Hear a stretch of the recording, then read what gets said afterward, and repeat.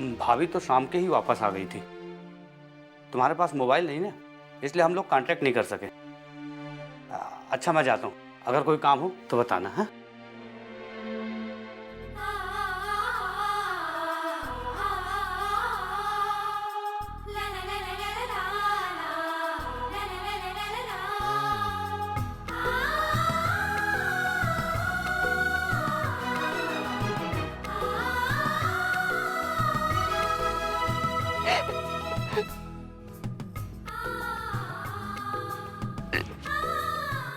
कहाँ चले गई थी तुम?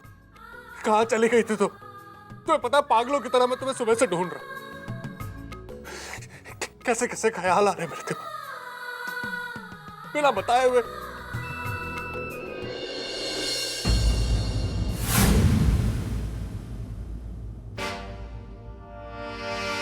ये सब क्या? वो मैं रोड क्रॉस कर रही थी तो मेरा पाँव फिसल गया, मुझे लग गई। मैं ठीक हूँ मानव, ज्यादा नहीं लगी। अरे लेकिन तुम्हें इतनी रात को बाहर निकलने की क्या जरूरत थी? तो और मैं क्या करती? रघु जी ने आकर बताया आपका एक्सीडेंट हो गया, तो क्या मैं घर में चुपचाप बैठी रहती?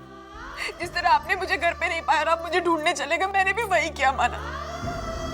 मैं भी आपको ढूंढने चली गई। मैं कैसे घर पे बैठ सकती थी? और तुम्हें कुछ हो जाता तो?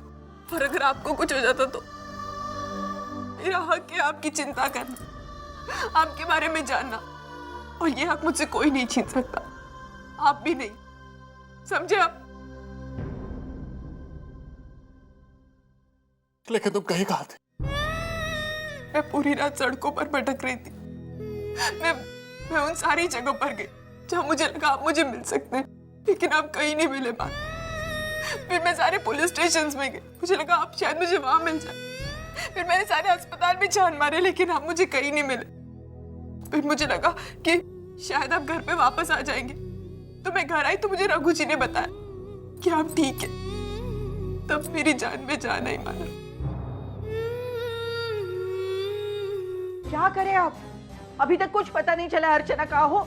तुम्ही तरी काहीतरी सांगा ना, मला काही सुचेनासे झालंय। वो मानो फोन भी नहीं उठा रहा है। अब कैसे पता चलेगा अर्चू घर पहुंची है या नहीं पहुंची है? मला काही सुचेनासे झालंय।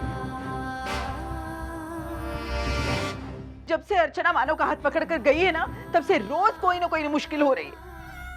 अर्चू सही सलामत घर लौटे, मैं पापा को मोदक चढ़ाऊंगी। सुलोचना, अरे शांत भी हो जाओ।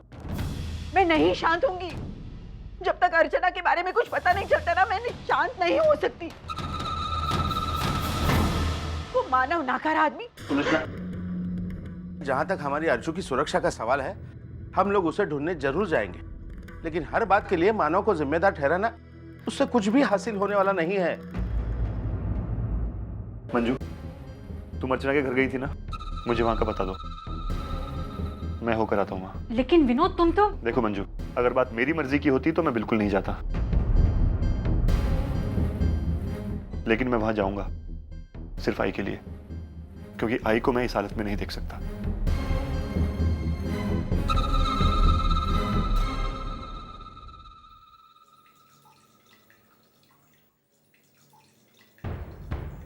मानव, चुपचाप वहीं लेटे रहो। मैं हूं ना, मैं ये सब कर लूंगा। मानव लेकिन कुछ ज्यादा चोट नहीं है, बस थोड़ी सी चोट है, वो ठीक हो जाएगी। जानता, लेकिन आज जो मैं कहूंगा वो तुम करोगे। आज तुम दिन भर यहाँ आराम करोगी और घर के जो भी काम है मैं करूंगा। लेकिन मानव आप काम क्यों करेंगे? रोज तुम काम क्यों करते हो? क्योंकि घर के काम करना औरतों का फर्ज होता है, इसलिए। किस बेवकूफ ने कहा कि घर के सारे काम औरतें करेंगी? किस किताब में लिखा हुआ है ये सब? घर पति पत्नी दोनों का होता है, इसलिए दोनों का फर्ज है कि घर के जो भी काम है वो मिल बांट के करें। अब क्यों नहीं कुछ कह रही? मानव आप बिना इतनी इतनी सी बातों खत्म।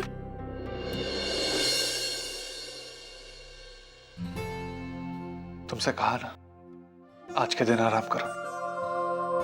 अगर मेरी बात नहीं मानोगे ना तो देखना झगड़ा हो जाएगा। तुम जानती हो, इस दुनिया में तुमसे प्यारा मेरे लिए कोई नहीं, इसलिए अगर तुम्हारे लिए तुमसे भी झगड़ना पड़े ना, तो मैं वो भी करूंगा। कुछ मत बोलो, सिर्फ मेरी बात सुनो। हम दोनों एक है ना, इसलिए एक की इच्छा दूसरे का आदेश होना चाहिए। और मैं तुम्हारे लिए कुछ नहीं कर, तुम्हें तकलीफ होती है तो मुझे तकलीफ होती है, और मैं अपने आप को तकलीफ में नहीं देख सकता। बोला ना, कुछ मत करो।